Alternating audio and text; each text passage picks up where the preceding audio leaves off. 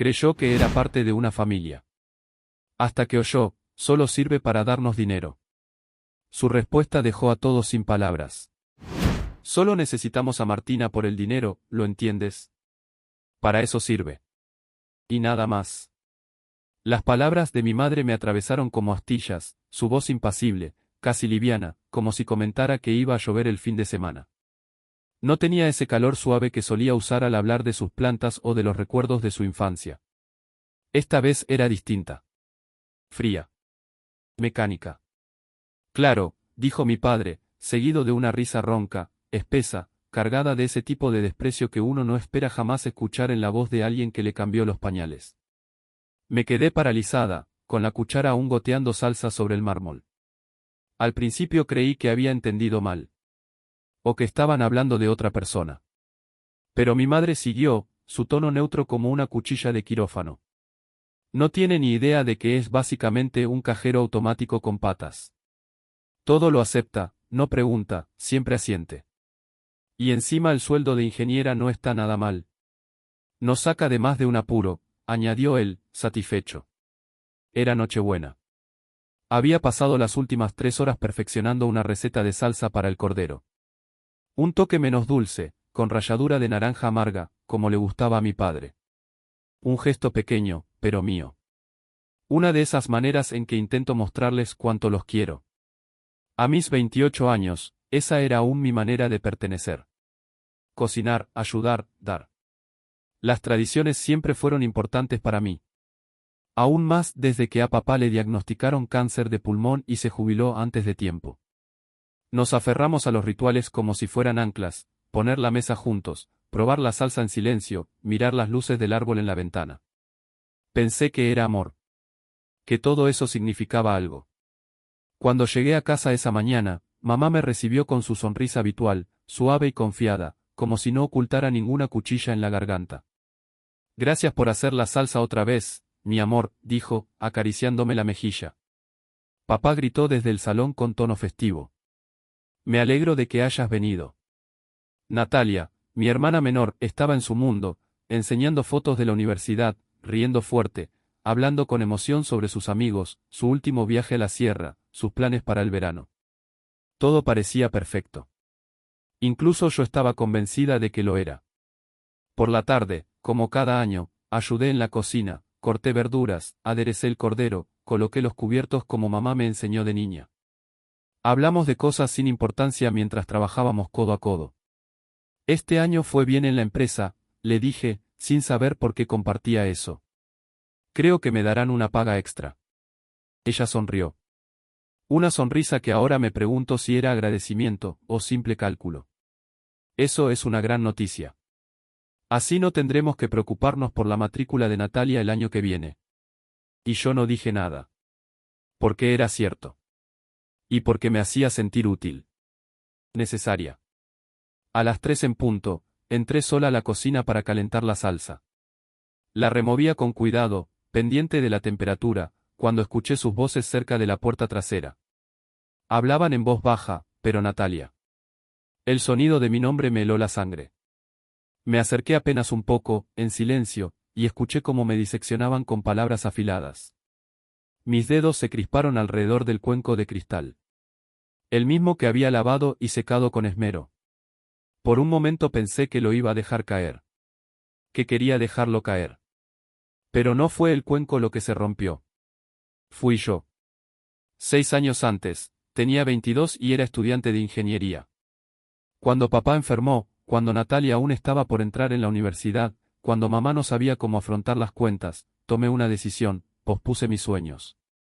Rechacé una beca de investigación y acepté un trabajo exigente pero bien remunerado. Desde entonces, trabajé sin descanso. Sin fines de semana. Sin tiempo para citas ni amigos. Sin vacaciones. No porque me lo pidieran. Sino porque los amaba. Y porque creía que me amaban. Durante 6 años pagué la hipoteca, las medicinas de papá, los libros de Natalia, las facturas, los imprevistos, los caprichos navideños. Mientras los demás hablaban de viajes o nuevos amores, yo hablaba de pagos, presupuestos, ahorro. Y me sentía bien. Útil. Parte de algo más grande que yo. Mamá solía decirme, no lo habríamos logrado sin ti. Papá prometía, algún día te lo devolveré. No será en vano. Incluso Natalia, entre lágrimas, me dijo una vez, gracias, de verdad. No habría podido entrar en la universidad sin ti. Y yo creí cada palabra. Pero ahora entendía. No era amor. Era utilidad. Un préstamo sin interés. Una inversión rentable. Ese día supe que los últimos 6 años no eran un sacrificio compartido. Eran una transacción disfrazada de familia. Y aquella cena de Nochebuena fue solo una escena más en un teatro mal iluminado. Ellos sonrieron, brindaron, alabaron la salsa. Está deliciosa, como siempre, Martina. Dijo mamá. No podríamos hacer esto sin ti, añadió papá, alzando la copa. Contamos contigo también para el año que viene, remató Natalia, con su risa dulce. Yo asentí. Sonreí. Y en silencio, empecé a decirles adiós. Sonreí. Asentí. Repetí las frases de siempre como un guión bien memorizado, haría cualquier cosa por mi familia. Pero esa noche, por primera vez, las palabras salieron huecas, como hojas secas que crujen bajo el pie. Sabía que mentía. Sabía que fingía. Y dolía más de lo que imaginé posible. Cuando subí al coche para volver a casa, la compostura se desmoronó. Lloré. No unas lágrimas contenidas, sino un llanto áspero, desbordado, animal. Aullé de rabia y desolación mientras la oscuridad de la carretera me envolvía. La revelación me había descuartizado el alma, 6 años de entrega incondicional convertidos en una simple transacción financiera. Yo amaba de verdad. Ellos, simplemente usaban. Esa noche, mientras miraba el reflejo distorsionado de mi rostro en el retrovisor empañado, decidí algo que hasta entonces habría considerado impensable, empezar a desaparecer de sus vidas. Paso a paso. Sin avisar. Sin discursos melodramáticos. Al día siguiente, con una serenidad que me sorprendió, cancelé los pagos automáticos de los servicios del hogar, luz, gas, agua, internet. Durante tanto tiempo había sido la única fuente de ingresos constante, que ni siquiera se molestaban en revisar sus cuentas. El dinero seguía ahí, y ellos, ciegos por la costumbre, aún no notaban el corte del cordón dorado que los alimentaba. Perfecto. Había considerado sentarme frente a ellos y decirles con voz firme que ya no lo sostendría más. Pero decidí esperar. Quería ver qué pasaba cuando el eco de mi ausencia comenzara a notarse en el frío de las habitaciones sin calefacción, en los correos de corte por falta de pago, en el silencio de mis llamadas no hechas. También empecé a silenciarme. Las charlas semanales se volvieron esporádicas. Las visitas, casi inexistentes. No fue fácil. El instinto de cuidar, de estar presente, aún latía fuerte. Pero me aferré a una verdad brutal, si no me alejaba, nunca podría reconstruirme. Así comenzó mi lento viaje de regreso a mí misma. Entonces, un mes después de la graduación de Natalia, el teléfono sonó. Era ella. Martina, dijo con voz radiante. Tengo algo increíble que contarte. Dime. Me caso. Su voz se quebró de emoción. Carlos, un compañero de la universidad, le había propuesto matrimonio al día siguiente de la ceremonia de graduación. Me tomó por sorpresa, pero sonreí de corazón. Enhorabuena, Natalia. De verdad. Me alegra mucho por ti. Gracias, hermana. Estoy tan feliz. Quiero que lo conozcas. Es cariñoso, responsable. Ya verás. Fijaron la boda para 2 meses después. Algo íntimo, familiar. Solo allegados. Llegado el día, me puse mi mejor vestido, un traje azul noche que sabía que combinaba con los gustos de Natalia. Elegí con esmero sus regalos, una vajilla de porcelana fina y un álbum de fotos encuadernado a mano, donde podrían construir su historia. A las 1 llegué al lugar de la ceremonia, una casa rural decorada con guirnaldas de flores y luces tenues. Nerviosa, ilusionada. Quería verla vestida de blanco, abrazarla, decirle cuánto la quería. Pero en la entrada me topé con algo que jamás podría haber anticipado. Mis padres. Frente a la puerta, inmóviles, con expresiones tan frías que me hicieron dudar de si me había equivocado de lugar. Sus rostros, los mismos que años atrás me habían besado la frente antes de dormir, ahora me observaban como si fuera una desconocida. Ah, Martina, dijo mi madre, con una voz seca, hueca de afecto. En realidad, hoy no te necesitamos. Me detuve. Pensé que había oído mal. ¿Cómo? ¿De qué habláis? Hoy es la boda de Natalia. Soy su hermana. Exacto, respondió mi padre, apareciendo detrás de ella, igual de gélido. Ya terminaste de pagarle la universidad. Tu papel ha concluido. Mi cerebro no podía procesarlo. ¿Papel? ¿Qué papel? Pero soy parte de esta familia. ¿Familia?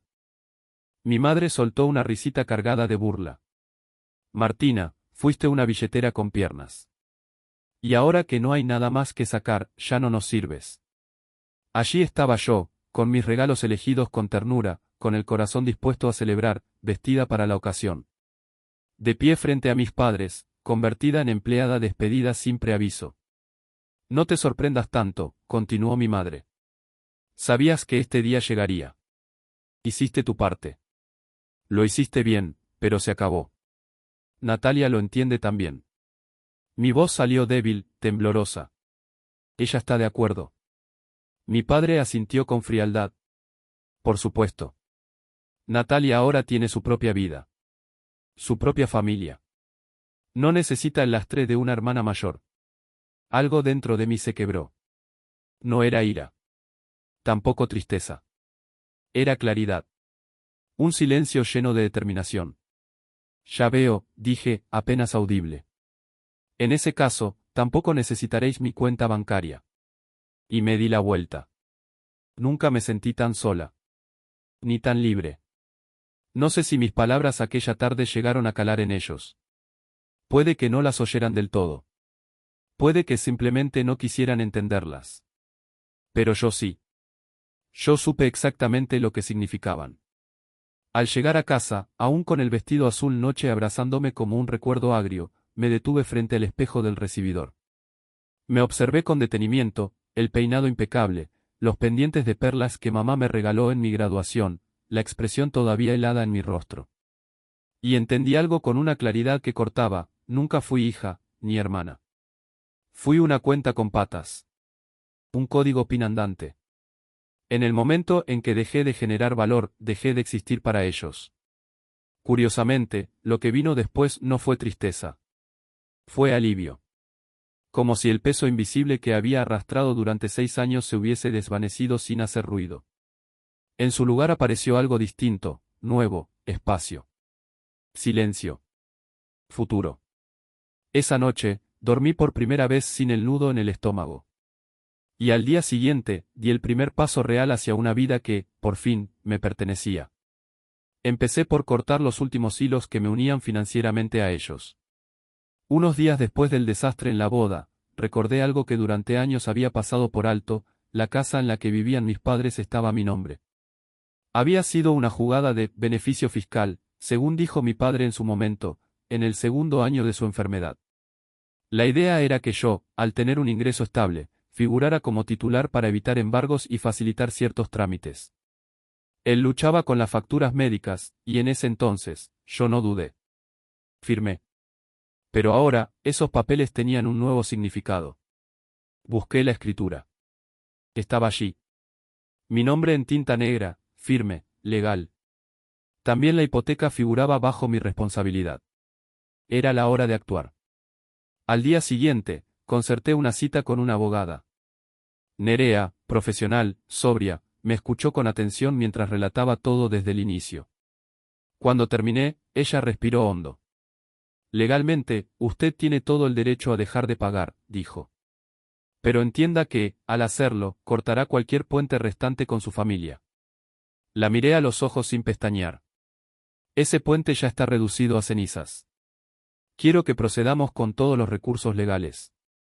No hay vuelta atrás. Esa misma tarde, empecé a desmantelar la estructura que había mantenido durante años. No fue por impulso ni despecho. Fue una estrategia calculada, meticulosa. Cancelé los pagos automáticos de la hipoteca. Llamé al banco. Como propietaria legal, he decidido dejar de hacer esos pagos, informé, con voz serena. Anulé también la parte del seguro médico familiar que cubría a mi padre. Lo hice todo con precisión quirúrgica. No era venganza. Era liberación. Y entonces llegó el silencio antes del temblor. Los primeros días fueron tranquilos. Pero, como era de esperar, el caos no tardó en llegar. Había bloqueado sus números, así que no escuché llamadas, pero las notificaciones hablaban por sí solas. Más de 50 intentos diarios desde números desconocidos. Desde las 8 de la mañana hasta bien entrada la noche. Mi teléfono se volvió un cementerio de llamadas perdidas.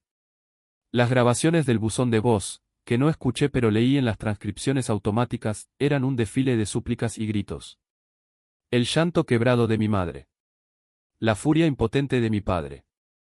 La voz de Natalia, confundida, ansiosa, como si aún no entendiera lo que había pasado. Martina, por favor, contesta. ¿Por qué haces esto? Somos familia. Podemos hablarlo. No nos hagas esto. No necesitaba oír más. Ya lo había oído toda la tarde de la boda. Al cuarto día, los intentos se multiplicaron. Ahora llegaban correos. Mensajes en redes sociales. Incluso cartas. Y, por supuesto, familiares. El primero fue un correo electrónico de la tía Elena, siempre diplomática, siempre conciliadora. Querida Martina, espero que estés bien. Tu madre me contó lo sucedido. Sé que los problemas familiares son complicados, pero nada es irreparable si se habla. Déjame ayudarte a mediar. La familia es lo primero. No deberíamos romper estos lazos. Le respondí con cortesía, pero sin concesiones. Gracias por tu preocupación, tía Elena. Aprecio tu intención, pero esto es algo que concierne únicamente a mis padres, Natalia y a mí. Prefiero no involucrar a terceros. Y pulsé enviar. Por primera vez en mucho tiempo, sentí que la respuesta no me salía desde el deber, sino desde la libertad. Mi decisión era firme. Inamovible. No importaban las súplicas, las lágrimas o las amenazas veladas. No más engaños. No más manipulaciones disfrazadas de afecto. A la segunda semana de silencio, la estrategia cambió. Ya no eran ruegos, ahora eran ataques. Uno de los primeros mensajes llegó a través de Mario, un viejo amigo de mi padre. Un intermediario, supuestamente neutral, con aires de voz moral. Martina, tu padre me contó lo que está pasando. Puede que haya habido malentendidos, pero abandonar así a tu familia es infantil. Tú empezaste a ayudar por tu cuenta, ¿no? Ahora dejarlos tirados es vergonzoso. Leí el mensaje 2 veces, incrédula. Empezaste a ayudar por tu cuenta. Como si yo hubiera sido una especie de voluntaria caprichosa. Como si no recordara que fueron ellos quienes vinieron a mí, una y otra vez, con manos extendidas y voces apremiantes. Me hervía la sangre. Respondí, sin filtros. Mario, le ruego que se informe antes de opinar. Cada céntimo que di, cada factura que pagué, fue a petición directa de mi familia. Durante 6 años respondí a todas y cada una de sus necesidades.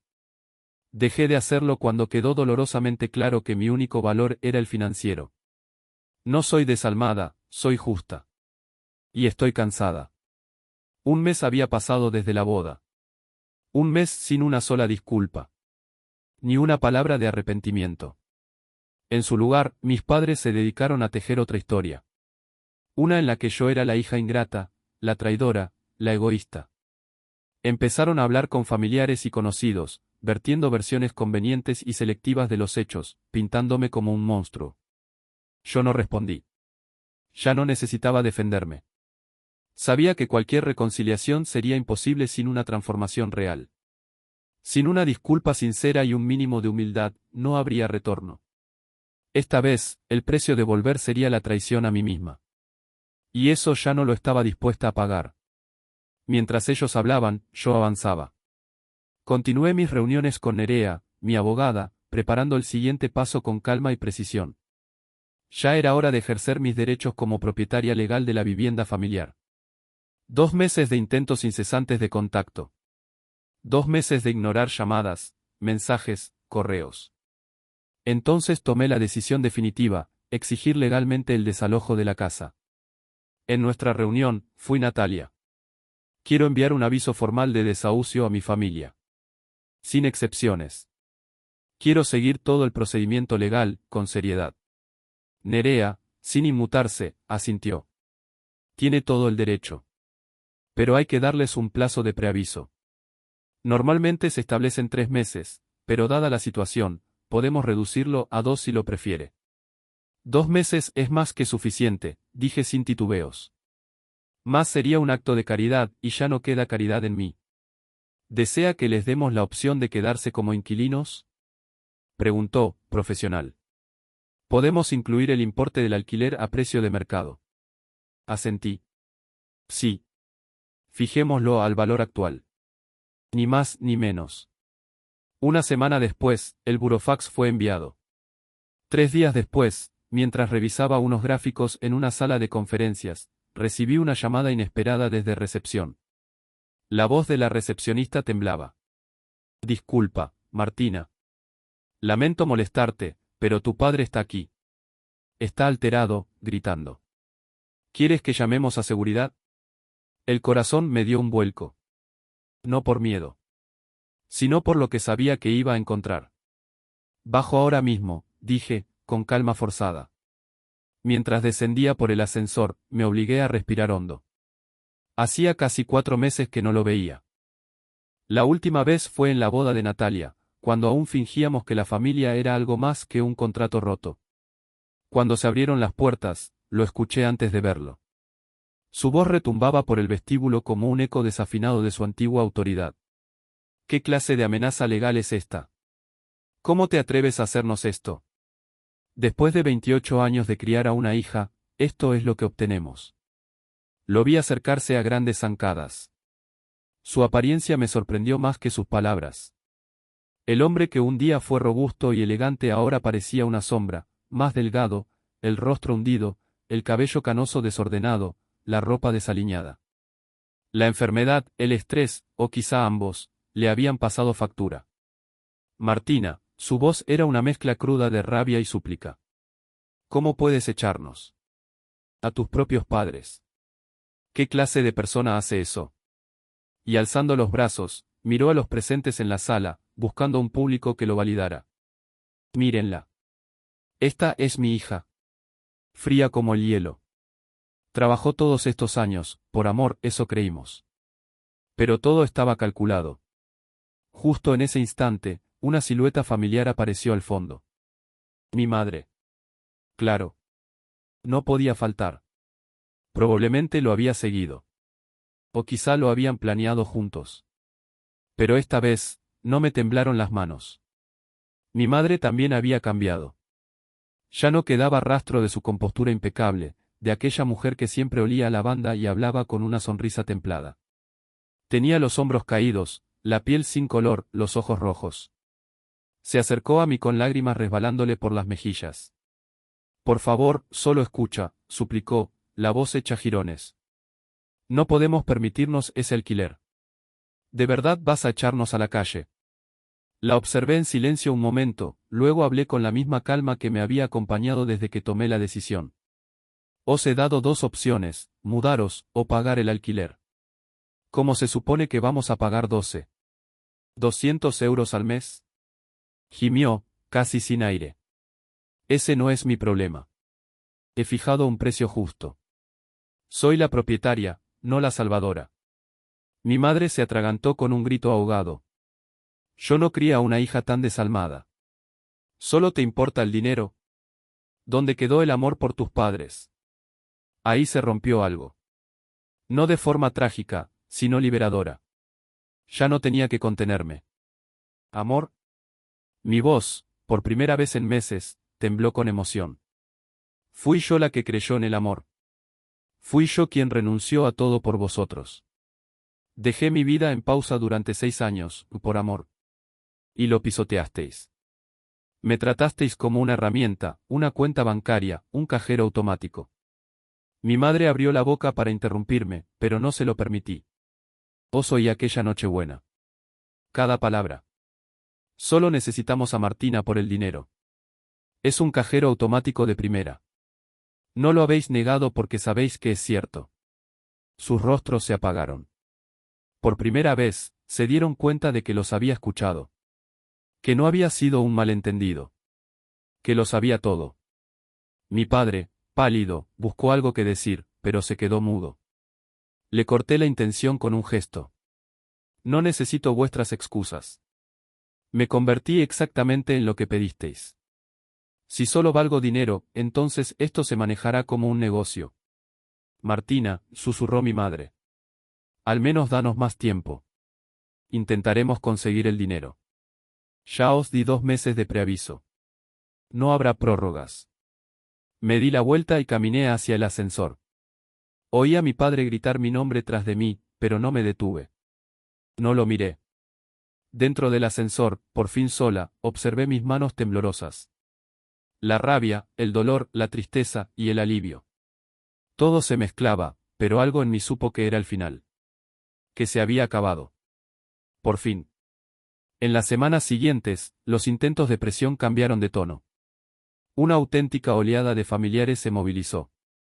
Tíos, tías, primos, incluso amigos de la infancia. Todos me escribieron, uno tras otro, con mensajes que sonaban casi calcados. Perdona a tu familia. La sangre es más espesa que el agua. El amor vale más que el dinero. Pero ninguno, ni uno solo, mencionó la posibilidad de pagar el alquiler. No querían reconciliación. Querían que volviera a financiarles la vida. Gratis. Como antes. Una semana antes de que venciera el plazo, recibí un mensaje de la tía Elena. Tu familia se mudará a casa de tu tío la próxima semana. ¿Es esto lo que querías? Su tono resumaba reproche. Mi respuesta fue breve.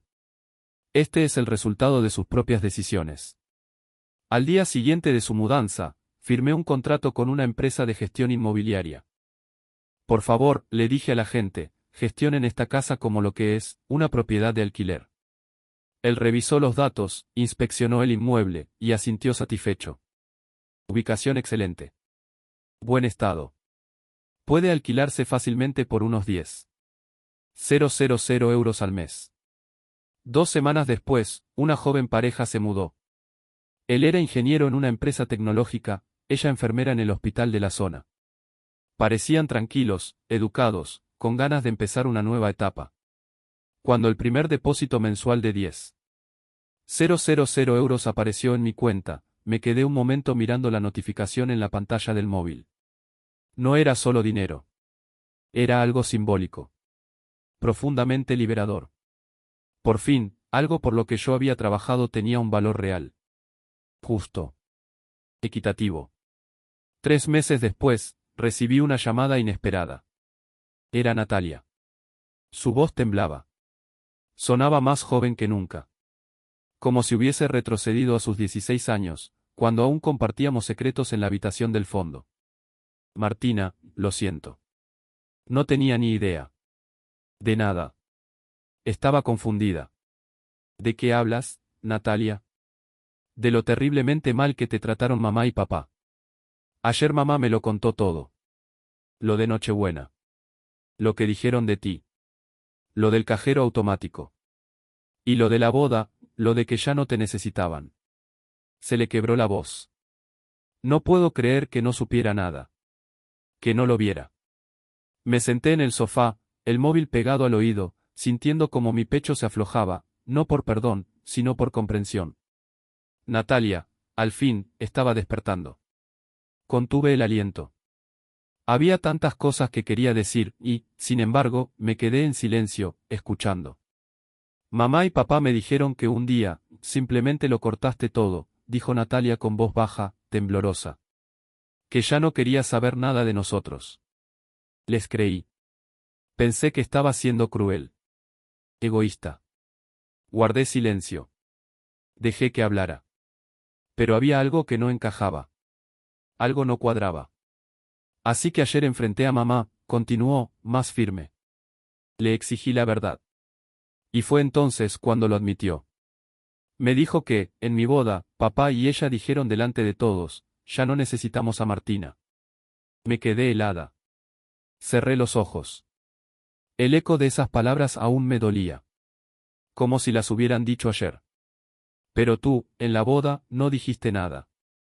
No sabías que lo habían dicho. Natalia respiró hondo. Mamá y papá me contaron que tú misma decidiste no venir, que querías romper todos los lazos. Jamás imaginé que te habían echado. Que te rechazaron como si no fueras nada. No respondí. No podía. Las palabras eran nudos en la garganta. Desde ayer, dijo Natalia, he estado llamando a todos, la tía Elena, el tío Jorge, nuestros primos. A todos. Les conté la verdad. Que fuiste tú quien pagó todo durante 6 años, mi universidad, la hipoteca, las facturas, todo. Que papá y mamá te llamaron cajero automático. Que te descartaron en cuanto creyeron que ya no eras útil. Su voz, antes quebrada, se llenó de furia. Todos se quedaron en shock. La tía Elena lloró.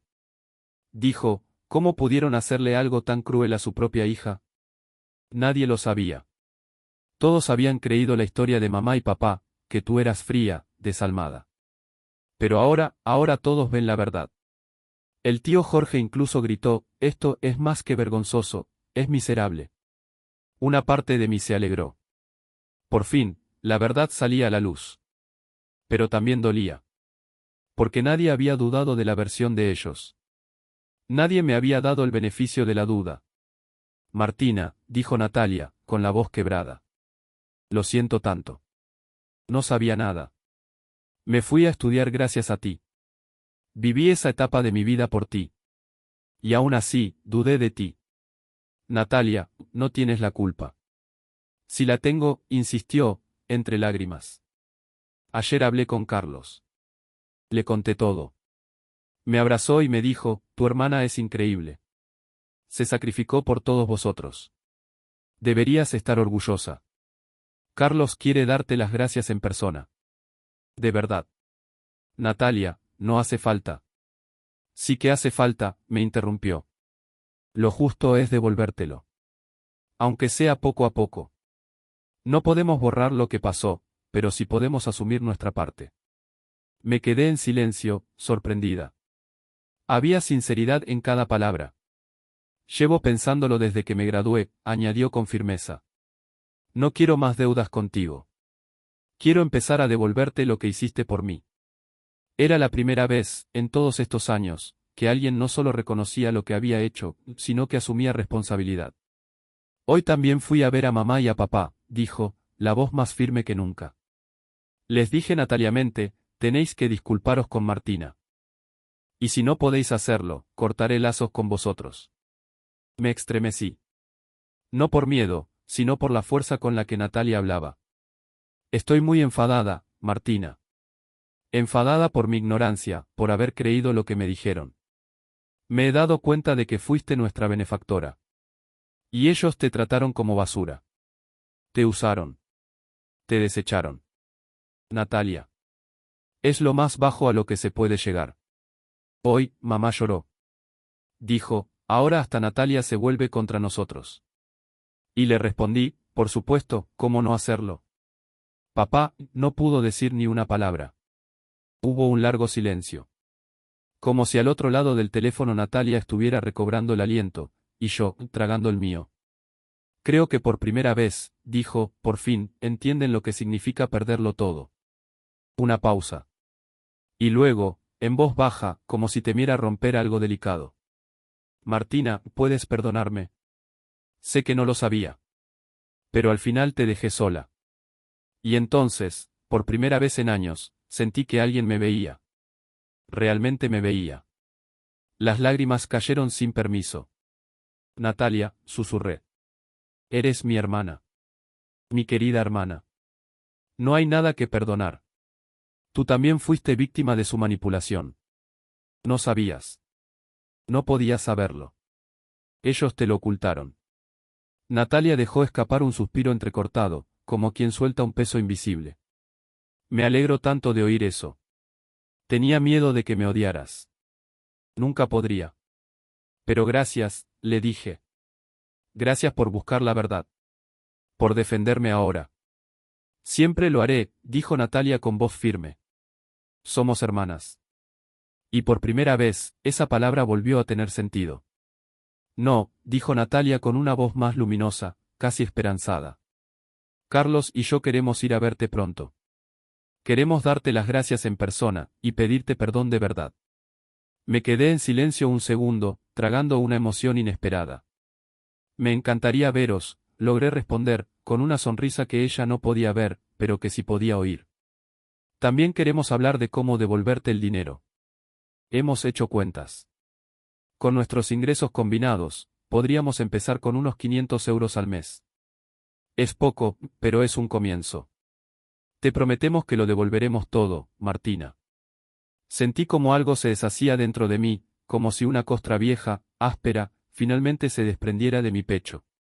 No era por la cantidad. Era por el gesto. La intención. La honestidad. Hablemos del dinero en otro momento, le respondí, con la voz suave. Por ahora, estoy feliz de que queráis venir. Después de colgar, permanecí sentada un rato, mirando por la ventana. Sentía algo nuevo. Una brisa ligera en el alma. Un alivio que no había conocido en años. Natalia sabía la verdad. Me entendía. Y eso, por sí solo, empezó a cerrar heridas que llevaban demasiado tiempo abiertas. En los días que siguieron, empezaron a llegar mensajes de parientes. Disculpas. Uno a uno, aquellos que alguna vez me juzgaron o se mantuvieron en silencio, reconocían su error. Admitían que habían creído una sola versión, la de mis padres. Ahora, con la verdad revelada, sus miradas hacia mí se habían transformado. Mientras tanto, mis padres quedaron completamente aislados. Por primera vez en sus vidas, sintieron el vacío que se deja cuando uno consume todo y no devuelve nada. Se mudaron a un pequeño apartamento, estrecho, silencioso. Ya no había quienes los rodearan con sonrisas, ni parientes que defendieran su causa. Incluso los vecinos los miraban con una mezcla de desconcierto y desaprobación. Parecían sentirse incómodos en su propia piel. Y, quizás, por fin, avergonzados. Pero nunca se disculparon. Ni una sola vez. Recibí mensajes indirectos a través de familiares, están reflexionando. Se sienten arrepentidos. Hablan mucho de ti. Pero no era eso lo que yo necesitaba. La redención no llega por intermediarios. El perdón no se mendiga en voz baja a través de terceros. Mientras ellos rumiaban su soledad, yo reconstruía mi vida. Canalicé los ingresos del alquiler, no solo como sustento económico, sino como inversión simbólica en mí misma. Comencé nuevos estudios. Obtuve certificaciones profesionales. Me matriculé en cursos de idiomas. Empecé a construir un portafolio de inversiones, no por ambición, sino como acto de reparación personal. Estaba recuperando todo aquello a lo que había renunciado. A veces, cuando me sentaba sola por la noche con un libro o revisando mi presupuesto, una punzada de culpa asomaba. Una sombra leve. No por lo que había hecho, sino por lo que nunca debí permitir. Durante 6 años, mis sacrificios fueron dados por sentados. Mi entrega, explotada. Y cuando dejé de ser útil, me descartaron como quien arroja un objeto roto. Por eso, lo comprendí con claridad, solo si alguna vez llegaban a cambiar de verdad, no por desesperación, no por necesidad económica, sino desde la raíz, desde una comprensión real del daño causado, tal vez, solo entonces, podría plantearme el perdón. Hasta ese día, si es que alguna vez llegaba, yo seguiría caminando hacia adelante. Volvería a mí misma. Volvería al tiempo perdido. A los sueños archivados. A la vida que había dejado en pausa por amor, y que ahora, por fin, reclamaba como propia. M.